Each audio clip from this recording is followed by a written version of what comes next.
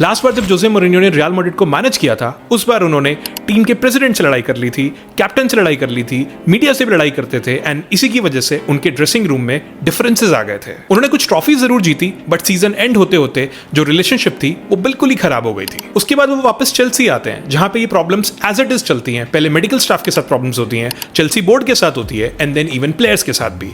फिर यही टॉटनहम में भी कंटिन्यू होता है, उसके बाद Roma and so many other clubs. The point is that कि जोसे मोरिन्यो के साथ एक चीज हमेशा चलती आई है, which is good manager but very difficult to handle. बहुत सालों तक फुटबॉल में ये डिस्कशन होता ही रहा है कि जोसे मोरिन्यो को कोई चेंज नहीं कर सकता। उनके साथ वो हमेशा सेम स्टबर्ननेस रहेगी, सेम कन्फ्रंटेशन रहेगा, सेम क्रिटिसिज्म रहेगी and end of the day same ending होती है कि उनको हर क्लब से सैक कर दिया जाता है। देन जून 11, 2026 को रियल मैड्रिड जोसे मोरिन्यो को वापस लेके आती है उनकी सेकंड स्टिंट के लिए एंड ऑलमोस्ट उसके एक महीने बाद अराउंड 13 जुलाई के आसपास वो अपना सेकंड जो स्टिंट है रियल मैड्रिड का, उसके पहले प्री सीजन स्टार्ट करते हैं। बट अब की बार कुछ ऐसा था जो पिछली बार से काफी बदल चुका था। ऑब्वियसली जो कोर प्रिंसिपल्स हैं उनके वो आज तक चेंज नहीं हुए हैं, जैसे कि structure over freedom, roles over names, discipline over comfort and work rate over fame. But जो एक्चुअली में चेंज हुआ है वो ये कि इस बार वो इन कोर प्रिंसिपल्स को इंप्लीमेंट कैसे कर रहे हैं। लेस कन्फ्रंटेशन, मोर कंट्रोल, उसके अलावा less noise but more structure. So आज की वीडियो में मैं आपको 5 पॉइंट में बताऊंगा ऐसे कुछ डिसीजंस जिनके बेसिस पे आप ये कह सकते हो कि जोसे मोरिन्यो ने फाइनली अपने लेसन सीख लिए हैं एंड अब वो रियल मैड्रिड को थोड़ा बेटर तरीके से मैनेज कर सकते हैं। यानी कि जो लोग ये नैरेटिव चलाते हैं कि जोसे मोरिन्यो जो है बहुत ही स्टबर्न मैनेजर है, रियल मैड्रिड देखना इसके लिए पे करेगी एक्सेट्रा एक्सेट्रा, मैं आपको ये कंप्लीट डिसीजंस बताऊंगा जिसके बेसिस पे आप इन नैरेटिव्स को टैकल कर सकते हो एंड आप भी ये समझ सकते हो कि अब मोरिन्यो वो वाले मोरिन्यो नहीं रहे। तो अगर आपको भी इन सारे डिसीजंस को बहुत ही डिटेल में समझना है, प्लीज इस वीडियो को एंड तक देखना, होपफुली आपको समझ में आ जाएगा। Point 1, the signings will tell you he is a system builder. पिछले 25 साल से ट्रांसफर्स में रियल मैड्रिड एक पॉलिसी के लिए बहुत ज्यादा फेमस है, विच इज बड़े नामों को साइन करना। आप देख सकते हो from Cristiano Ronaldo, Gareth Bale, David Beckham, उसके अलावा the legendary Ronaldo, Mbappe and Bellingham. आप शुरुआत से ये चीज देख सकते हो फ्रॉम गैलेक्टिको मॉडल, यानी कि एक सुपरस्टार को साइन करो और जो रियल मैड्रिड है वो उसके हिसाब से चेंज कर दो and now let him handle the problem. And अब आप नजर मारिए कि इस सीजन जोसे मोरिन्यो ने कौन कौन साइन करा है, जैसे कि Dumfries, कुकुरेया, Konate, SP, Bernardo Silva. आप किसी भी न्यूट्रल या फिर कैजुअल फुटबॉल फैन के आगे इन प्लेयर्स का नाम लीजिए तो इनमें से कोई भी ऐसा नाम नहीं है जो उस बंदे को अपनी सीट से उछलने पे मजबूर कर देगा, जैसे कि रियल मैड्रिड पहले साइन करा करते थे।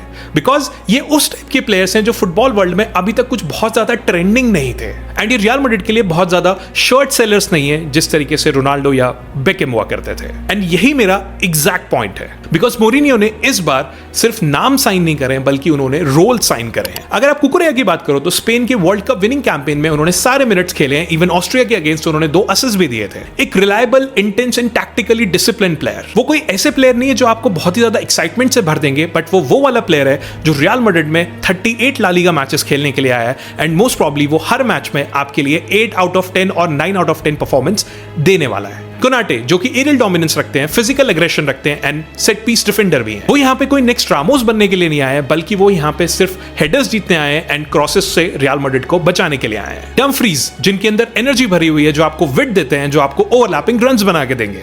वो यहाँ पे कोई नेक्स्ट डैनी एल्विस बनने के लिए नहीं आए, बल्कि वो एक ऐसा प्लेयर बनने के लिए आए जो ऑलमोस्ट 90 मिनट्स राइट साइड पे टच लाइन पे आपके लिए रन्स बनाता रहेगा, सो दैट वो डिफेंड भी कर सके, अटैक भी कर सके एंड जिसकी हेल्प से ट्रेंट अलेक्जेंडर को अगर आप हाइब्रिड वाला रोल देते हो तो वो मिडफील्ड में जाके आराम से खेल भी सकता है। बर्नार्डो सिल्वा फुटबॉल का one of the most intelligence player, जो कि one of the most creative player भी है। एक ऐसा फुटबॉल ब्रेन जो पेप गार्डियोला के अंडर ऑलमोस्ट 16 ट्रॉफीज जीत चुका है। वो यहाँ पे आपके लिए 20-25 गोल स्कोर करने नहीं आए, बल्कि वो अपना ऐसा मैजिक दिखाने आए हैं जिसकी वजह से जो प्लेयर्स उनके आसपास खेल रहे हैं वो एकदम से गोल स्कोरर्स बन जाएंगे। एसपी एक प्लान बी स्ट्राइकर, बहुत ही अच्छे header of the ball and जो आपके प्ले बिल्डअप में हेल्प भी करेंगे। एक ऐसा प्लेयर जो आप ऑलमोस्ट 70 मिनट्स के बाद लेके आते हो लो ब्लॉक टीम्स के अगेंस्ट, जब आपके जो पेसी वाले प्लेयर्स हैं वो काम नहीं कर रहे हैं, तब आप हेडर लेने के लिए एसपी जैसे प्लेयर्स को लेके आते हो। अगेन कोई बहुत बड़ा नाम नहीं, बल्कि आपकी टीम के लिए एक टूल।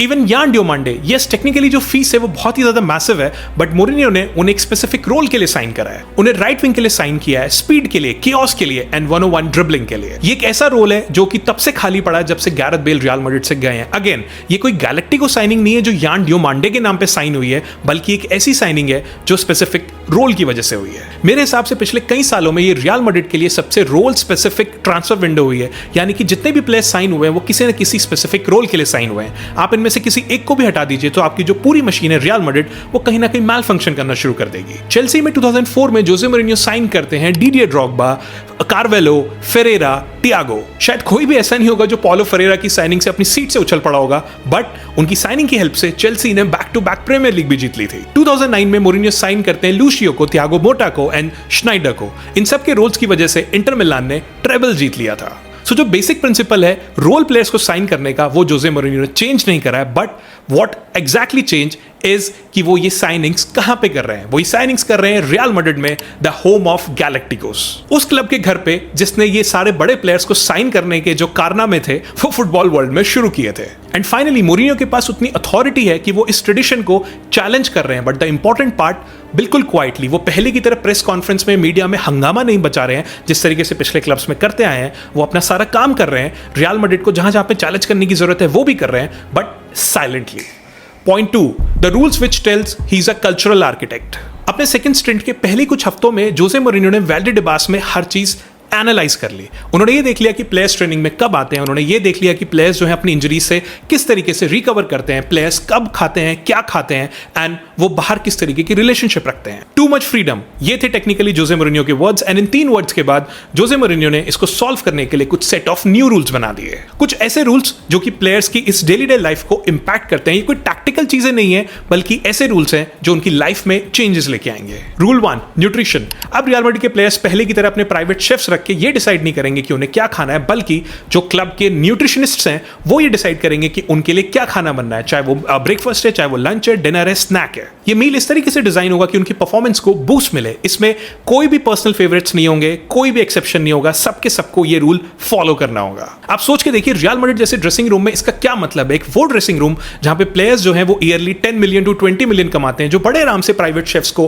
अफोर्ड कर सकते हैं, बट यहां पे उनको एक अकेडमी प्लेयर की तरह ये बताया जा रहा है कि तुम बाहर से खाना नहीं खाओगे, क्लब में जो न्यूट्रिशनिस्ट हैं उनकी नजरों के अंदर खाना खाओगे। Rule 2, punctuality.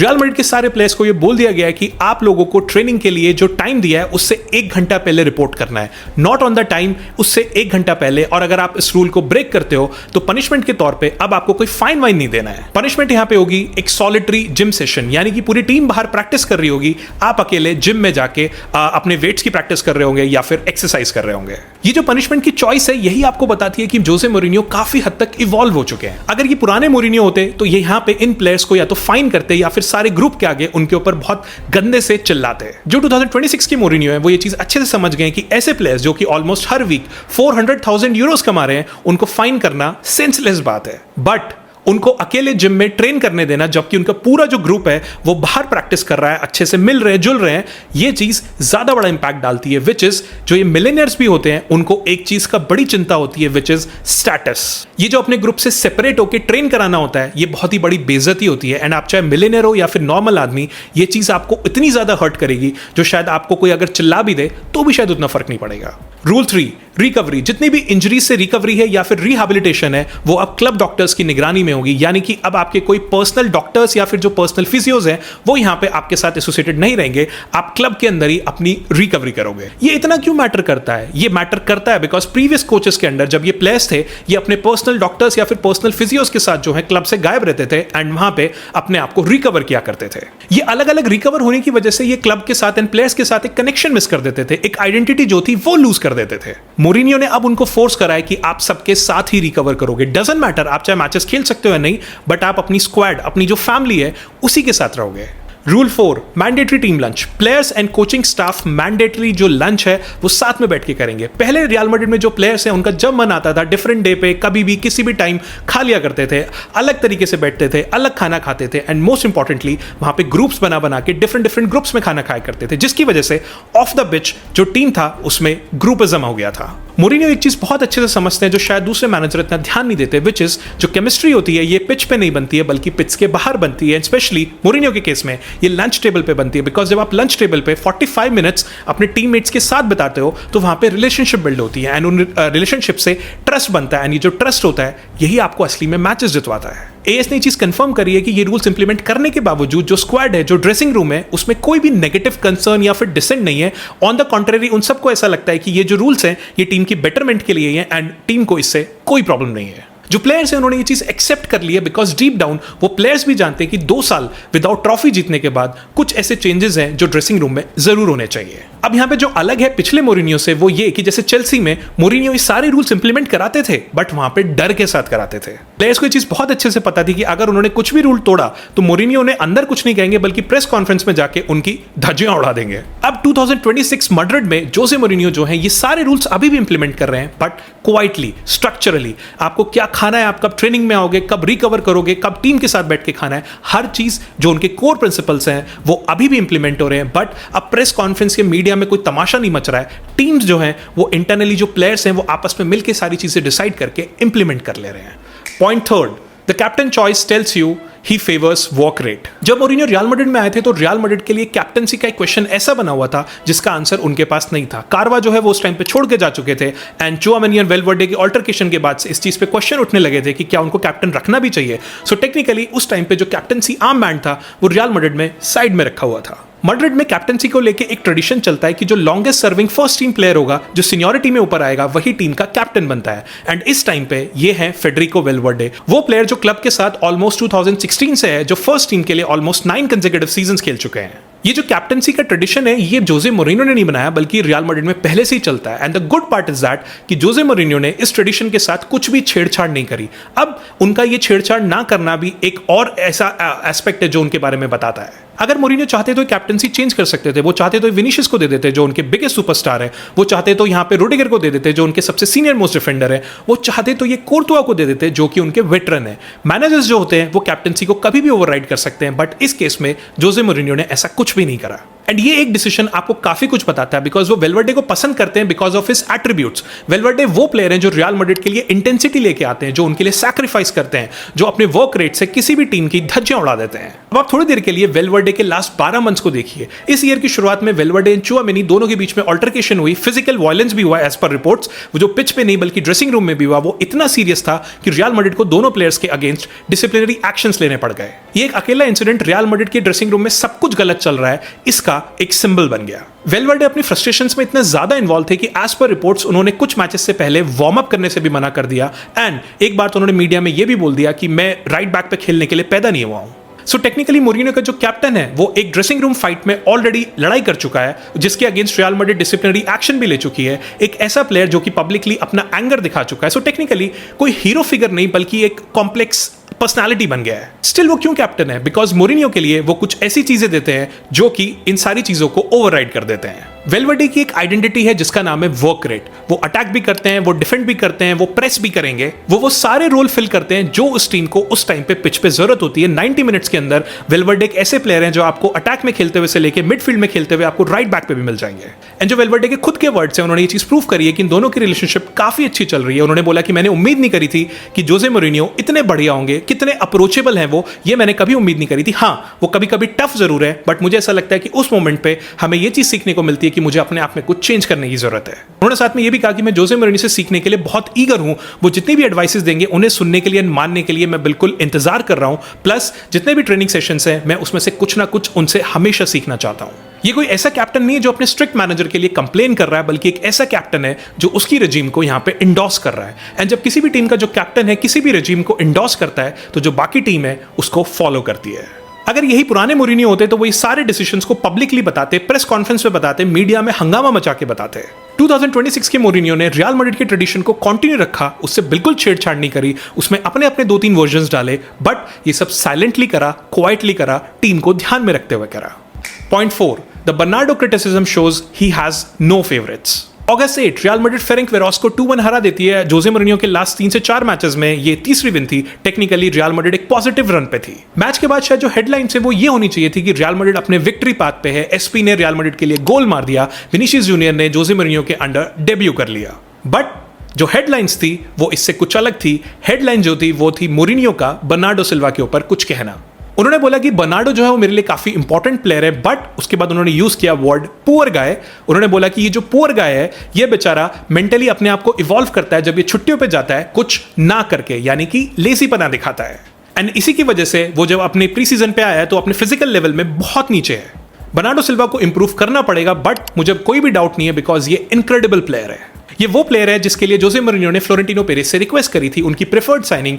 एक फुटबॉल की दुनिया का one of the most intelligence player जिसने पेप गार्डियोला के अंडर ऑलमोस्ट 16 ट्रॉफीज जीती हैं। एंड आप सोच के देखिए, मोरिन्यो उसको बोल रहे हैं कि ये फिट प्लेयर नहीं है। अपने रियल मैड्रिड के डेब्यू के कुछ स्टार्टिंग वीक्स में ही दूसरे क्लब्स में जब भी कोई प्लेयर साइन होता है तो जो मैनेजर होते हैं वो उसको प्रोटेक्ट करते हैं, वो उसको शील्ड करते हैं, उसको थोड़ा सा टाइम देते हैं, वो उनको किसी भी तरीके की क्रिटिसिज्म से बचाते हैं बिकॉज ये उनकी खुद की साइनिंग है। बट अनफॉर्चुनेटली मोरिन्यो इस तरीके से ऑपरेट नहीं करते हैं। एंड बिकॉज बर्नार्डो उनकी खुद की प्रेफर्ड साइनिंग थी, तो जो मैसेज था वो बाकी टीम के लिए भी बहुत क्लियर गया कि अगर ये मैनेजर उस प्लेयर को क्रिटिसाइज कर सकता है जिसके लिए इसने पर्सनली साइन करने की रिक्वेस्ट करी थी, तो ड्रेसिंग रूम में कोई ये ना सोचे कि वो जोसे मोरिन्यो के फेवरेट बन जाएंगे without showing any output on the ground. यानी कि कोई भी सेफ नहीं है, ना अम्बापे, ना विनीशियस, ना बेलिंगम, ना डियोमांडे। अगर वो प्लेयर सेफ नहीं है जिसको मैनेजर खुद लेके आया है, तो जो आपका स्टेटस है ड्रेसिंग रूम के अंदर वो आपको बिल्कुल भी नहीं बचाएगा। आपकी जो परफॉर्मेंस है वही आपको जोसे मोरिन्यो के अगेंस्ट फेवरेट बना के रखेगी। ये जो मेथड है ये मोरिन्यो बहुत पहले से अपनाते हुए आए। मॉडरिच ने एक इंटरव्यू में कंफर्म किया था कि जोसे मोरिन्यो ने क्रिस्टियानो रोनाल्डो को ड्रेसिंग रूम में रुला दिया था बिकॉज उन्होंने फुल बैक को ट्रैक बैक नहीं करा था। एंड ये कोई आम रोनाल्डो नहीं थे, ये वो क्रिस्टियानो रोनाल्डो थे जिन्होंने उस सीजन उनके लिए 46 गोल स्कोर करे थे। मैनचेस्टर यूनाइटेड में भी उन्होंने ल्यूक शॉ को पब्लिकली क्रिटिसाइज किया था, बट ल्यूक शॉ ने उसको एक क्रिटिसिज्म पॉजिटिव वे में लेते हुए अपने आप को इंप्रूव करा था एंड वो उस सीजन मैनचेस्टर यूनाइटेड के one of the best player बन गए थे। बट ये जो मेथड है ये हर बार काम नहीं करता है। उन्होंने रियल मैड्रिड में अपने पहले स्टिंट में कसियास को भी पब्लिकली क्रिटिसाइज किया था। रिलेशनशिप जो थी वो कभी रिकवरी नहीं हो पाई एंड ड्रेसिंग रूम में उसके बाद टुकड़े हो गए थे। उन्होंने मैनचेस्टर यूनाइटेड में पोग्बा को भी क्रिटिसाइज किया था, बट उसके बाद पोग्बा कभी भी अपने आप को इंप्रूव कर ही नहीं पाए। सो बर्नार्डो का जो मोमेंट है वो एक तरीके का टेस्ट है। अगर बर्नार्डो इसको रोनाल्डो एंड ल्यूक शॉ की तरह लेते हैं, अपनी परफॉर्मेंस को इंप्रूव करते हैं, अपनी फिटनेस जो है उसको इंप्रूव करते हैं, तो आई एम 200% श्योर वो जोसे मोरिन्यो से पब्लिकली तारीफ भी ले पाएंगे। एंड अगर बर्नार्डो इसको इस तरीके से लेंगे जैसे कि कसियास या पोग्बा ने लिया, यानी कि विड्रॉ कर लेंगे, रसेस दिखाएंगे, फैक्शन क्रिएट करेंगे, तो मुझे ऐसा लगता है कि सीजन शुरू होने से पहले ही वो जोसे मोरिन्यो की एक अलग तरीके की किताब में आ जाएंगे।